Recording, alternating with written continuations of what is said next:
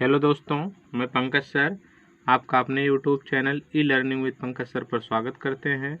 आज हम आप लोगों के लिए क्लास 12th फिजिक्स पार्ट 1 का लेसन फर्स्ट का लेक्चर 5 के साथ उपस्थित हुए हैं।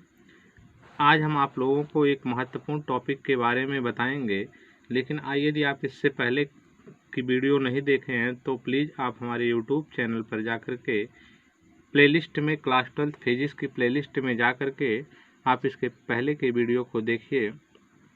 और यदि आप इस चैनल पर नए हों तो प्लीज़ चैनल को लाइक, शेयर और सब्सक्राइब कर दीजिए तथा बेल आइकन को भी प्रेस कर दीजिए, जिससे इसी तरीके से हर एक लेटेस्ट वीडियो की नोटिफिकेशन आप तक पहुंच सके।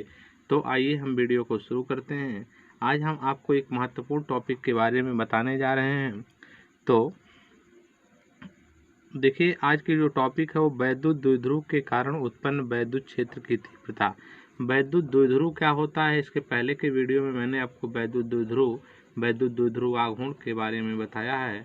तो वैद्युत द्विध्रुव के कारण उत्पन्न वैद्युत क्षेत्र की तीव्रता की गणना हम निम्न स्थितियों में करते हैं, जैसे अक्षीय स्थिति में, निरक्षीय स्थिति में और किसी भी स्थिति में। एक कंडीशन तीसरी होती है, जिसमें आपकी दो मोस्ट कंडीशन होती है, मोस्ट इम्पॉर्टेंट है एक्सियल कंडीशन और नॉन एक्सियल कंडीशन, अक्षीय स्थिति और निरक्षीय स्थिति। तो आइए आज हम आप लोगों को इस वीडियो में वैद्युत द्विध्रुव की अक्षीय स्थिति के बारे में बताते हैं। अक्षीय स्थिति को अनुदैर्ध्य स्थिति भी कहा जाता है। तो आपकी टॉपिक है वैद्युत द्विध्रुव की अक्षीय अथवा अनुदैर्ध्य स्थिति में वैद्युत क्षेत्र की तीव्रता। तो सबसे पहले इसके लिए आप फिगर बनाएंगे। फिगर में आप देखिए, यहाँ पे जो फिगर बनाएंगे यह आपका ए बी, यह क्या है, एक वैद्युत द्विध्रुव है। ए बी ये आपका वैद्युत द्विध्रुव है। और वैद्युत द्विध्रुव मैंने बताया था आपको इसकी डिफिनेशन, और इसके बीच की जो डिस्टेंस है वो 2l हमने बताया था कि अल्प दूरी पर स्थित दो बराबर एवं विपरीत प्रकार के आवेशों से मिलकर बने हुए निकाय को क्या कहते हैं, वैद्युत द्विध्रुव कहते हैं। अब देखिए, यहाँ पे और दो बराबर एवं विपरीत आवेश होते हैं इसमें। तो इसमें क्या होता है कि एक प्लस क्यू आवेश और एक माइनस क्यू आवेश है। ये देखिए क्यू बराबर है, लेकिन ये विपरीत है, एक माइनस क्यू है एक प्लस क्यू, और इसके बीच की डिस्टेंस जो होती है 2l होती है। और वैद्युत द्विध्रुव का जो मध्य बिंदु है वो क्या है, ओ है आपका, यह वैद्युत द्विध्रुव का यह मध्य बिंदु वो है। अब ये टोटल डिस्टेंस आपकी यहाँ से लेकर के यहाँ तक क्या होती है, 2l होती है। हमने इसको दो पार्ट में डिवाइड किया, इतना l प्लस इतना l, इतना l और इतना l मिल करके टोटल कितना हो जाएगा आपका, l प्लस l 2l हो जाएगा। और वैद्युत द्विध्रुव के मध्य बिंदु ओ से r मीटर की दूरी पर एक बिंदु क्या है, यहाँ P है, जिस पर हमको क्या करनी है, वैद्युत क्षेत्र की तीव्रता ज्ञात करनी है। तो इतना आप फिगर के बारे में थोड़ा सा नोट कर लेंगे कि माना ए बी एक वैद्युत द्विध्रुव है। माना ए बी एक वैद्युत द्विध्रुव है जो दो विपरीत आवेशों प्लस क्यू व माइनस क्यू से मिलकर बना है, जिनके बीच की दूरी कितनी है, 2l है। वैद्युत द्विध्रुव की अक्षीय स्थिति में एक्सियल कंडीशन में द्विध्रुव के मध्य बिंदु ओ से जो है r मीटर की दूरी पर या r दूरी पर एक बिंदु क्या है, P है, जिस पर हमको क्या करनी है, वैद्युत क्षेत्र की तीव्रता ज्ञात करनी है। तो आप लोग यहाँ तक जो है फिगर के बारे में नोट डाउन कर लेंगे। तो इसके बाद अब हम आपको इसके आगे बताते हैं। अब आगे में आप यही देखेंगे कि अब हम यहाँ आवेश प्लस क्यू के कारण वैद्युत क्षेत्र की तीव्रता निकालेंगे। तो यहाँ आपका हो जाएगा, अब आप जो है इसके आगे इसको हल करेंगे, आवेश प्लस क्यू के कारण बिंदु P पर वैद्युत क्षेत्र की तीव्रता। आवेश प्लस क्यू के कारण, देखिए यहाँ आवेश प्लस क्यू है, क्यू के कारण बिंदु P पर हमको क्या निकालनी है, वैद्युत क्षेत्र की तीव्रता निकालनी है। अगर फिगर में आप देखेंगे तो यहाँ आवेश प्लस क्यू जो है, यहाँ कौन सा बिंदु है, ए है। तो ये जो इसकी वैद्युत क्षेत्र की तीव्रता होती है इसको ई से प्रदर्शित करते हैं, वेक्टर ई से। तो वेक्टर ई ए हो जाएगा आपका। तो वेक्टर ई ए जब होगा तो इसको आप यहाँ से फार्मूला आप जानते होंगे, किसी बिंदु आवेश के कारण वैद्युत क्षेत्र की जो तीव्रता का फार्मूला होता है, हमने आपको बताया है कि E = 1/4 पाई एप्सिलॉन 0 × Q/r² होता है। तो यहाँ पे भी आप नोट कर देंगे वही ई इज इक्वल टू 1/4πε0 के into Q by R. R की जगह पे क्या होगा आपका, ए से लेकर के पी की जो डिस्टेंस वो क्या है, ए पी है, तो यहाँ आप क्या लिख देंगे, ए पी। तो और इसका स्क्वायर होता है तो इसका स्क्वायर लिख देंगे। अब वैल्यू को पुट करेंगे तो आपका हो जाएगा vector E A is equal to 1/4πε0 के into Q upon A P. A P के स्थान पे कितना लिखेंगे आप देखिए, फिगर में ए पी के स्थान पर जो है आप यहाँ देखिए ए पी आपका यहाँ है, लेकिन हमको ए पी की डिस्टेंस नहीं पता, हमको ये पूरी डिस्टेंस पता है आर है। आर ये आपकी पूरी डिस्टेंस यहाँ से लेकर के यहाँ तक आर है, और हमको इतना ज्ञात करना तो हम क्या करें, और यहाँ से लेकर यहाँ तक की हमको पता है और इतना पूरा पता, तो ये पूरे में से हम क्या करेंगे, इतना को आप निकाल देंगे तो ये जो बचेगा ये आपका हो जाएगा, मीन्स आर में से आप यल निकाल देंगे। तो क्या हो जाएगा, यहाँ आप ए पी की वैल्यू लिख देंगे आर माइनस यल का whole square, equation number first बना देंगे। अब जो है इसी प्रकार लिखेंगे, इसी प्रकार आवेश माइनस क्यू के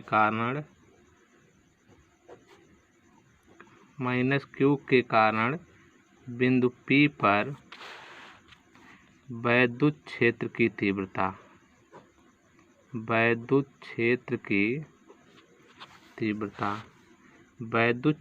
की तीव्रता जब आवेश प्लस की, देखिए माइनस क्यू जो फिगर में देखेंगे तो माइनस क्यू के यहाँ क्या है आपका, कौन सा पॉइंट है, बी है। तो यहाँ क्या लिखेंगे आप, यहाँ पे आप लिख देंगे vector E B is equal to 1/4πε0 के इंटू क्यू बाई, यहाँ से देखिए बी से पी की डिस्टेंस क्या हो जाएगी आपकी, बी से पी की डिस्टेंस हो जाएगी बी पी, तो यहाँ आप लिख देंगे बी पी का स्क्वायर। अब बी पी की देखिए वैल्यू कितनी है, तो फिगर में आपका बी पी की वैल्यू कितनी है, बी से पी की डिस्टेंस, देखिए इतनी डिस्टेंस हमको ज्ञात करनी है, लेकिन हमको इतना प्लस पता है, इतना ओ से पी पता है और ओ से बी पता, तो हम क्या करेंगे, इतना प्लस इतना दोनों को जोड़ देंगे तो हमको टोटल डिस्टेंस पता चल जाएगी, मीन्स आर प्लस एल। तो क्या हो जाएगा आपका vector E B is equal to 1/4πε0 के into Q by B P. B P की जगह आप क्या लिखेंगे, आर प्लस एल का होल स्क्वायर। ये आपका हो गया समीकरण नंबर 2, इसको मान लेंगे। अब देखिए यहाँ पे जो है, अब जो है यहाँ देखेंगे अगर फिगर में, तो वेक्टर ई ए व वेक्टर बी ई बी, यानी ई ए और ई बी की जो दिशाएं हैं दोनों विपरीत दिशा में, ये देखिए इधर है, ये आपका इधर है, दोनों अपोजिट डायरेक्शन में है। यहाँ फिगर से दोनों अपोजिट डायरेक्शन में है, तो इस बिंदु पर इसकी परिणामी वैद्युत क्षेत्र की तीव्रता निकालेंगे। तो यहाँ लिख देंगे चूँकि वेक्टर ई ए व वेक्टर ई बी की दिशाएं परस्पर विपरीत हैं, इतना आप नोट कर देंगे कि दिशाएं परस्पर विपरीत हैं, कि दिशाएं परस्पर विपरीत हैं। आता है बिंदु P पर परिणामी वैद्युत क्षेत्र की तीव्रता, परिणामी वैद्युत क्षेत्र की तीव्रता क्या हो जाएगी आपकी, यहाँ से परिणामी वैद्युत क्षेत्र की जो तीव्रता होगी वह क्या, उसका फार्मूला क्या होगा कि vector E is equal to vector E A minus vector E B. यह आपका हो जाएगा vector E is equal to vector E A minus E B. तो यहाँ तक आपको अगर समझ में आया होगा, तो अब इसमें क्या करेंगे, vector E is equal to vector E A minus E B में हम वैल्यू को पुट करेंगे। तो आप चाहेंगे तो इसका नोट कर सकते हैं या आप स्क्रीनशॉट ले सकते हैं। तो अब हम इसके बाद वैल्यू को पुट करेंगे, तो वैल्यू को जब पुट करेंगे तो आपका क्या हो जाएगा कि यहाँ से आपका वेक्टर ई ए का वैल्यू जो होगा, देखिए वेक्टर ई इसकी जो वैल्यू आई है वो कितनी आई है आपकी।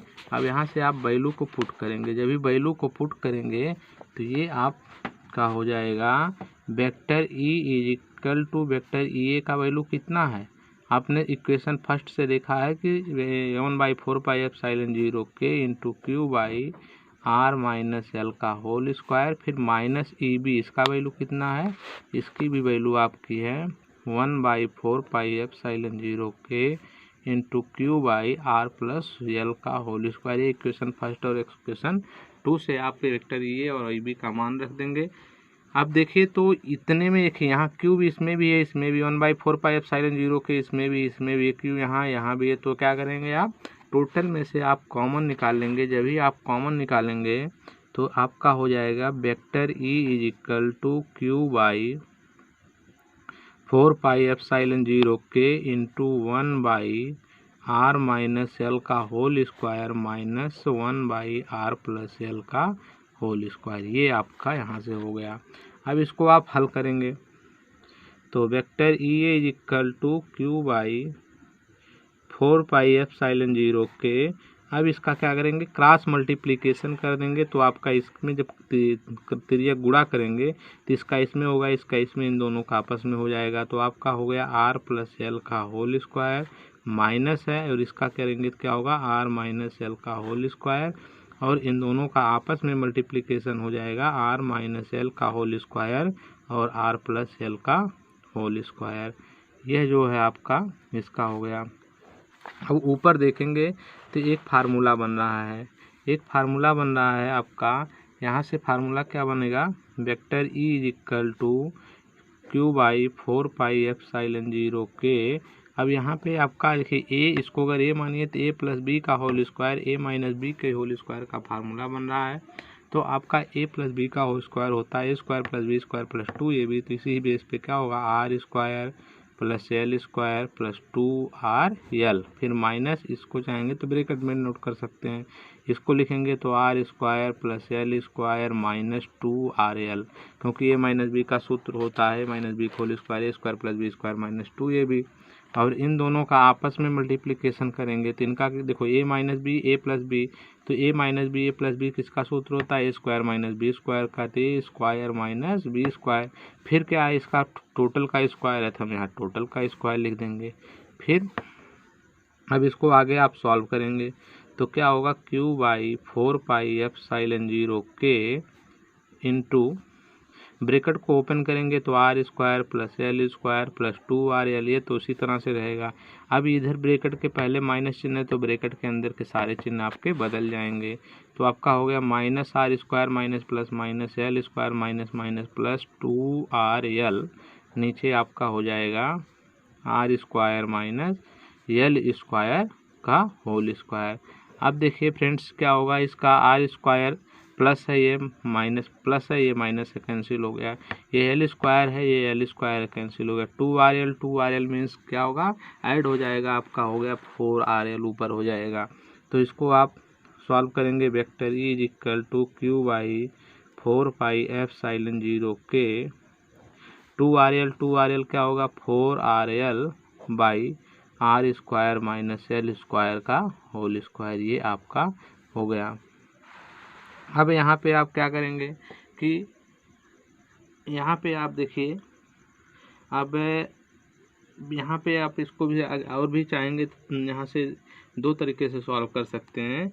हम आपको बता रहे हैं कि जैसे आप यहाँ से अब ऐसे इसको लिख सकते हैं, vector E is equal to Q by, या तो आप इसको ऐसे लिख दीजिए 1/4πε0 के लिख दीजिए, और इसको लिख देंगे 4 को लिख सकते हैं 2 इंटू 2 जा 4, और यहाँ का जो Q है यहाँ लिख दीजिए, और यहाँ का L यहाँ लिख दीजिए। एक फार्मूला बनाने के लिए हम ऐसा कर रहे हैं, और यहाँ R है तो R आप लिख दीजिए। नीचे क्या है आपका R square minus L square का होल स्क्वायर। अब देखिए यहाँ पे एक फार्मूला आपका बना, मैंने इलेक्ट्रिक डाइपोल मोमेंट में आपको बताया था, ये आपका क्या है 1/4πε0 के, नोट कर लेंगे सेम 2। ये देखिए इसके लिए हमने बताया था P इक्वल टू 2QL, तो ये हो गया आपका 2PR by R square minus L square का होल स्क्वायर। आप चाहेंगे तो यहाँ लिख सकते हैं, चूँकि vector P equal to 2QL, electric dipole moment जो होता है वो आपका क्या होता है, vector P is equal to 2QL होता है। अब यहाँ पे थोड़ा सा हम कंसीडर करेंगे, जो L है वो L क्या है, R से छोटा है, मीन्स R जो है वो L से बहुत बड़ी क्वांटिटी है। तो इसका मतलब R L से बड़ा, आप यहाँ से भी आप दो तरीके से उसको कह सकते हैं। चाहे तो आप कहिए R is greater than L या L is less than R। तो आपका यहाँ से हो जाएगा आपका, चूंकि यहाँ आप थोड़ा सा नोट कर देंगे, चूंकि L is less than R, चूंकि L R से क्या है, छोटा है, अर्थात जब L जो है R से छोटा है तो इसका मतलब है कि L square is more than less more than R square. जब L जो है R से बहुत छोटा है, इसका मतलब L स्क्वायर जो होगा R स्क्वायर से और भी छोटा होगा। तो इसको आप क्या करेंगे, आता है L स्क्वायर को R स्क्वायर की तुलना में नगण्य मान लेते हैं, नगण्य मान लेते हैं। जो भी छोटी क्वांटिटी होती है उसको क्या करते हैं, उसको हम कैन बी नेग्लेक्टेड, नगण्य मान सकते हैं।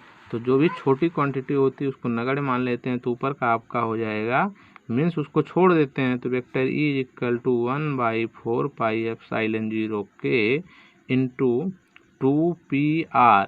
नीचे क्या होगा आपका R, देखिए इसको L स्क्वायर, एक छोटी क्वांटिटी है, इसको नगण्य मान लिए तो R स्क्वायर का स्क्वायर होगा तो R⁴ हो जाएगा और R से R एक कैंसिल होगा। तो vector E is equal to 1/4 pi epsilon 0 K into 2P by R से R एक कैंसिल होगा तो नीचे R⁴ एक कैंसिल होगा तो R³ हो जाएगा। ये हो गया। अब आप चाहेंगे तो यहाँ आप लिख सकते हैं, बट निर्वात अथवा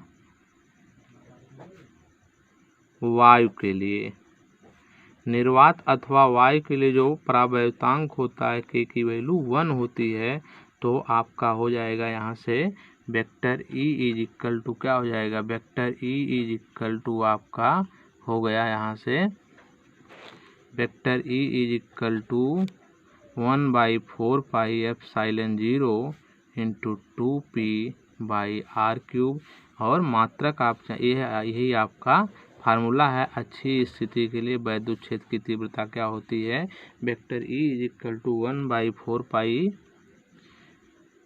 epsilon 0 into 2PR³ 2P by R³ होता है। और मात्रक की बात करेंगे तो वैद्युत क्षेत्र की तीव्रता का मात्रक क्या होता है, न्यूटन प्रति कूलाम होता है। तो ये आपका इतना जो है आपका ही वैद्युत क्षेत्र की, इसकी वैद्युत द्विध्रुव की अच्छी अथवा अनुदैर्ध्य स्थिति में वैद्युत क्षेत्र की तीव्रता कितनी होती है। तो फ्रेंड्स आप याद रखेंगे, vector E is equal to 1/4 pi epsilon 0 into 2P by R³ newton प्रति कूलाम। ये आपकी जो है अच्छी स्थिति में वैद्युत क्षेत्र की तीव्रता होती है। तो फ्रेंड्स आपको वीडियो कैसा लगा आप कमेंट बॉक्स में कमेंट करके बताइएगा।